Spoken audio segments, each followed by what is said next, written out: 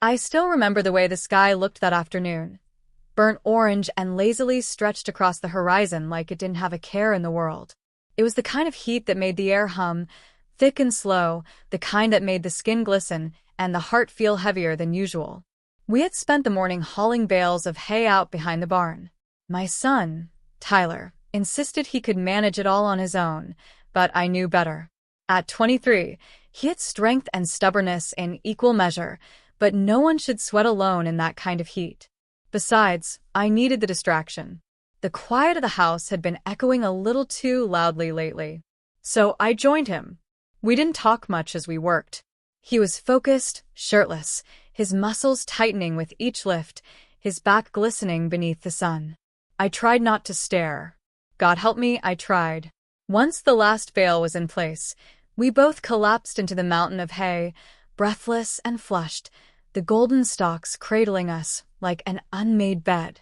The barn was quiet, save for the occasional chirp of a distant bird and the whisper of the wind pushing through the cracks in the walls. The air smelled of earth and straw and something faintly sweet, like peaches warmed by the sun. He turned his head to look at me, his chest rising and falling. "You okay, Mom?" I laughed, brushing strands of hair from my face. "More than okay. Just tired." "Yeah," he said softly, eyes lingering. "Same." There was something different in the way he looked at me now. Not just the usual concern or affection. Something curious. Something unspoken. I looked away first. The silence stretched, soft but taut, like the air between us was holding its breath. I could feel the warmth of his body, only inches from mine, and the scent of him, sweat and sunshine and familiarity, made my heart beat just a little too loud. "This place always makes me feel like a kid again," he said after a while, voice low. "Like time doesn't exist in here." "It doesn't," I murmured, not trusting myself to say more. I felt a shift in the hay beside me as he leaned on one elbow. When I looked back, he was closer. His eyes searched mine, not with expectation, but with hesitation, as if waiting for something he wasn't sure he was allowed to want. "You used to read to me here," he said, smiling faintly. "Right over there under the old beam. Remember?" I nodded, swallowing the lump in my throat. "You never wanted the short stories. Always the long ones." He laughed softly. "Yeah, I never wanted them to end." The barn felt suddenly smaller. The air thicker. "I don't know what this is," he said, almost to himself. "But lately being near you feels different." I closed my eyes, a tremble curling in my chest. "You shouldn't say things like that." "I know. But you're not stopping either." "No," he said. "I'm not." A hush settled between us, broken only by the creak of the wood and the rustle of hay beneath shifting weight. When I opened my eyes, he was still watching me.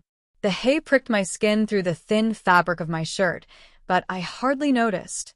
All I could feel was his eyes, steady, uncertain, bold. Tyler had always worn his heart just beneath the surface, but never like this. Never directed at me.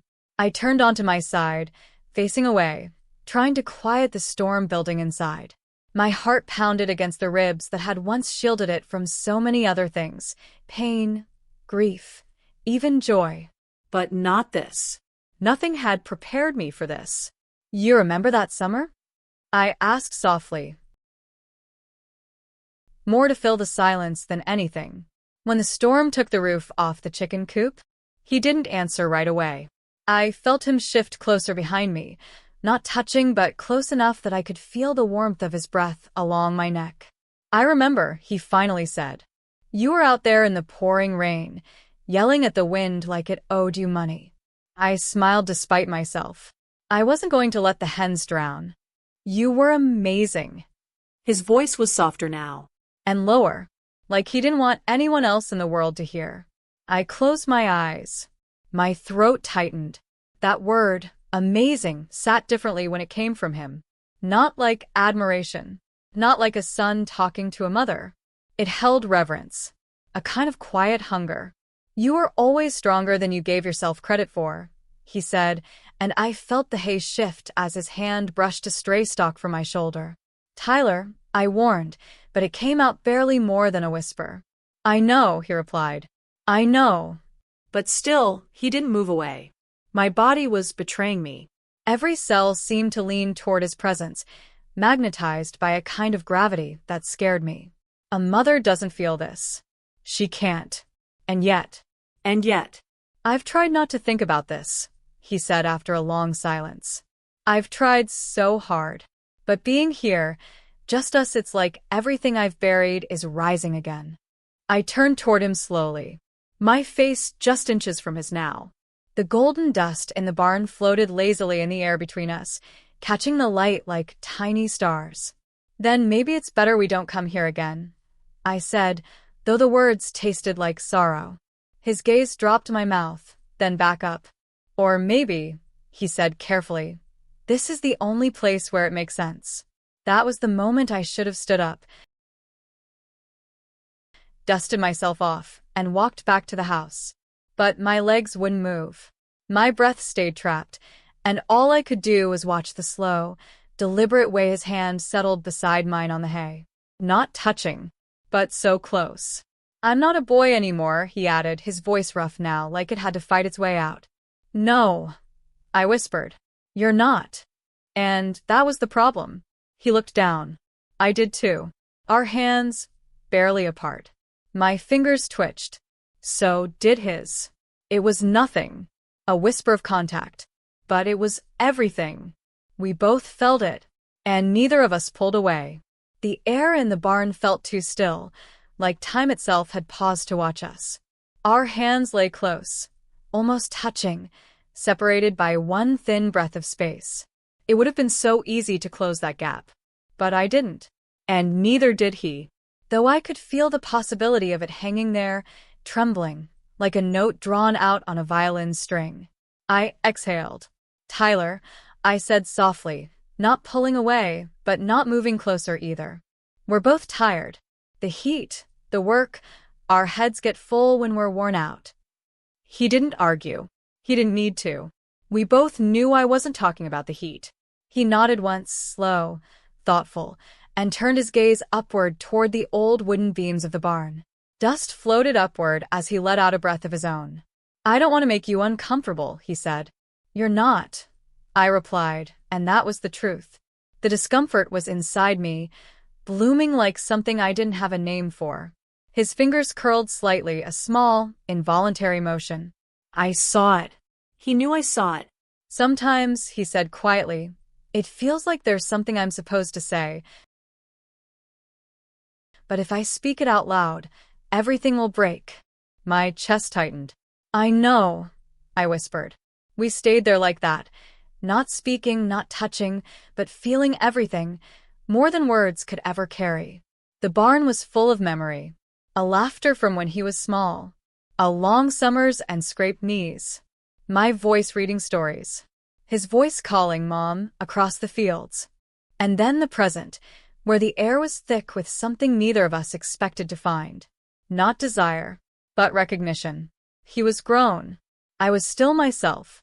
And life had shifted in ways neither of us saw coming. After a long silence, I sat up slowly, brushing hay from my arms. We should go inside, I said. He nodded, but he didn't move right away.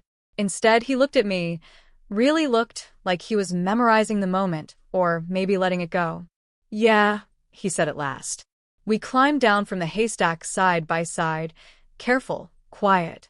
When our feet touched the wood floor, the world seemed to resume motion again, the gentle hum of insects outside, the soft creak of the barn settling.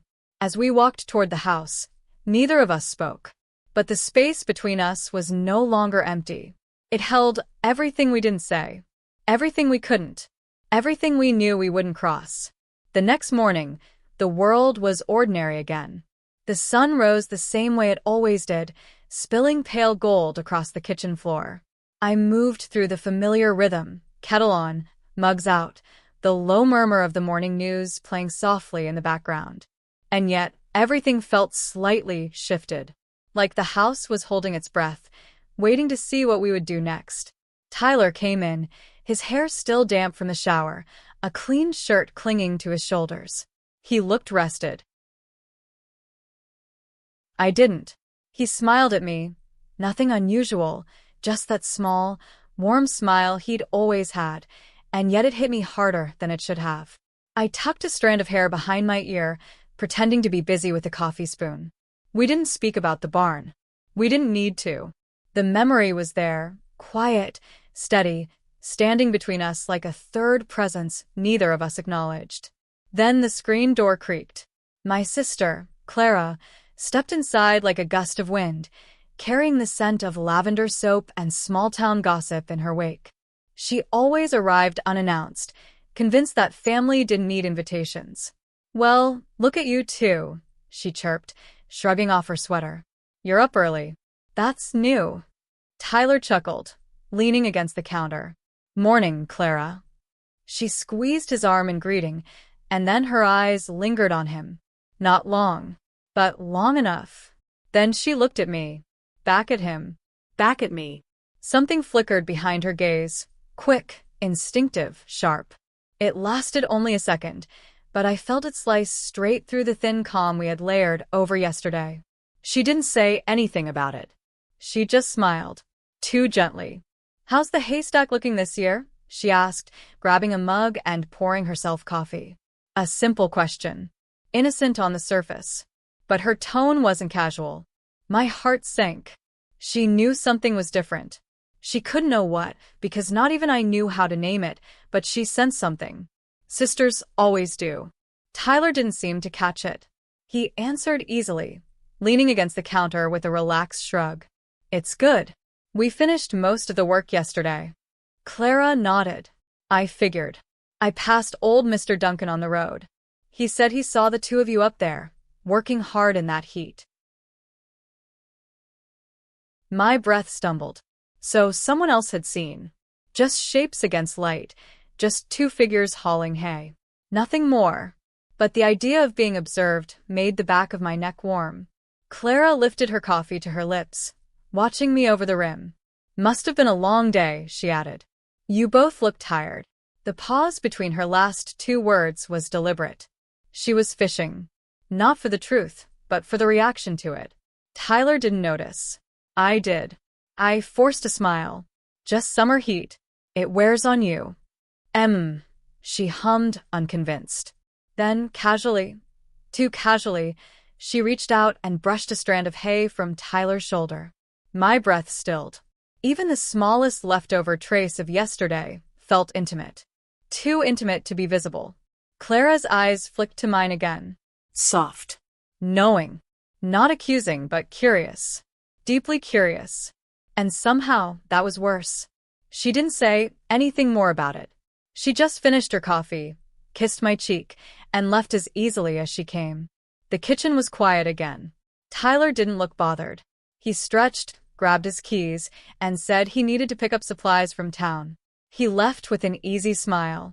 But I remained at the sink, staring out the window long after I heard the car pull away. Because Clara wasn't a woman who forgot things. And I knew, with a heavy, sinking certainty, she would ask again. She always did. The afternoon settled like soft dust over the house, slow and warm. The breeze that moved through the kitchen curtains smelled of cut grass and fading sunlight. I was alone for a while, folding towels, wiping down counters, busy with my hands, but not with my mind. My thoughts kept circling back to the barn, to Clara, to the way Tyler hadn't noticed the shift in the air, or maybe he had. And like me, he was just pretending not to. By the time I heard the familiar crunch of gravel in the driveway, I had composed myself, face calm, breath steady. But inside, something had already begun to unravel. He stepped through the door carrying a brown paper bag. "Got the feed," he said with a small smile, setting it on the floor near the pantry. "And they had your tea, the one you like." My throat caught. "You remembered." He looked at me like I'd said something strange. Of course I did. We stood there for a moment in that kitchen, the golden light catching in his hair, the stillness wrapping around us like warm cloth. I should have said thank you. I should have turned away. But instead, I asked, Do you ever think about leaving here? He blinked, taken off guard. Leaving? You're young, I said, folding a towel for the second time just to keep my hands busy. There's more than this town. You could go anywhere. Be anyone. He leaned against the doorframe, arms crossed. I don't want to be anyone else, he said softly. And I don't want to be anywhere else. The silence that followed stretched out long and wide, like the space between two cliffs. Dangerous to look at too closely. He took a slow step forward. You think I don't see it, he said, voice quiet. But I do. I looked up sharply. See what? He didn't answer right away. His gaze moved across the room from the folded towels to the mug on the counter, to me. Always back to me. I see how you look away now. How your voice changes when I get too close. He paused, studying my face. I see the way you're trying not to feel something. I open my mouth. To deny, to deflect, to say something motherly and firm. But nothing came. Because he wasn't wrong. He stepped even closer. Not touching, never touching. Just near enough for me to feel the heat rising from him, warm and steady, like the last embers of a fire. I'm not asking for anything, he said gently. I'm just trying to understand what this is. I pressed my hands flat to the counter behind me. It was the only thing keeping me upright. I don't know, I whispered. He nodded slowly. The tension between us didn't explode. It didn't burn or break. It just deepened. A quiet thing, rooted in everything we hadn't said and everything we didn't dare name. After a long moment, he stepped back. The distance was only a few feet, but it felt like miles. He ran a hand through his hair, gave me a soft, unreadable smile, and said, I'll be in the barn if you need me. And just like that, he was gone, leaving behind only silence, and that trembling feeling that something had shifted again. Only this time, I wasn't sure we could shift it back. The barn was quiet, dust hanging in the sunbeams like time itself had paused to listen. I pushed the old wooden door open, the familiar creak echoing through the space like a welcome and a warning. I knew he'd be here. I always knew. It had become our silent ritual. Me finding excuses to check the horses, or the hay, or anything that might justify my presence. But today, I didn't even pretend. He was there, sitting on the old workbench, his hands dusty, his forearms bare beneath rolled-up sleeves, shirt clinging to his back from the warmth of the afternoon. His head was down, focused on something I couldn't see, and for a moment I just stood in the doorway, watching. He must have heard me, because he looked up, eyes meeting mine in that way that always made the rest of the world fade out. His gaze held steady, not flinching, not shy, just open. Like he'd been waiting for me. Hey, he said, soft and low, like the word had waited on his tongue for too long. Hey, I replied, stepping in, closing the barn door behind me. The silence that followed felt heavier than it should have. Waited. We'd danced around this too long. I crossed the space between us slowly, every step deliberate. My heart pounded with each one, not out of fear, but recognition of this moment, of everything it meant. We'd held back for so long, out of guilt, out of fear, out of all the rules that whispered we shouldn't. But rules had never understood the way he looked at me when no one else was watching. You always come out here, I said, my voice steadier than I felt. Even when there's nothing to do. He smiled faintly, a flash of that boyish charm undercut by something deeper. You always find me. I stopped in front of him, just close enough to see the flecks of gold in his eyes, just far enough to run. If I wanted to. But I didn't want to. You know why I come, I said. My voice was quieter now. No more pretending. He nodded slowly. Yeah, he whispered. I think I've always known. The air shifted between us, the tension not new but undeniable. I could feel the warmth of him, the pull. Like gravity had changed its mind and decided he was the center now. I reached up, brushing a strand of hay from his hair. My hand lingered, longer than it should have. His breath hitched, just barely, but it was enough to make my stomach flip. This is wrong, I said, though it didn't sound like a warning. More like a confession. He didn't move. Then why does it feel like the only thing that's ever been right? That broke me. Or maybe it freed me. My hand cupped his cheek before I even realized it. His skin was warm, his stubble rough beneath my fingers. He leaned into the touch like he'd been waiting a lifetime for it. Maybe we both had. And then I kissed him. There was no hesitation, no stutter, just the inevitable pull of two people who had held too much for too long. His mouth met mine with a hunger I hadn't felt in years, but it wasn't rushed, it was reverent. As if we both knew that crossing this line would change everything. And we did it anyway. His hands slid to my waist, grounding me, drawing me in until there was no space left between us. The scent of hay and earth and him wrapped around me like a second skin. I tangled my fingers in his hair, and he groaned softly into the kiss, low and desperate, like a secret finally spoken aloud. When we pulled back, our foreheads pressed together, breaths mingling, I felt more alive than I had in years. I tried to stay away, I whispered. So did I, he said. But I don't want to anymore. Neither did I.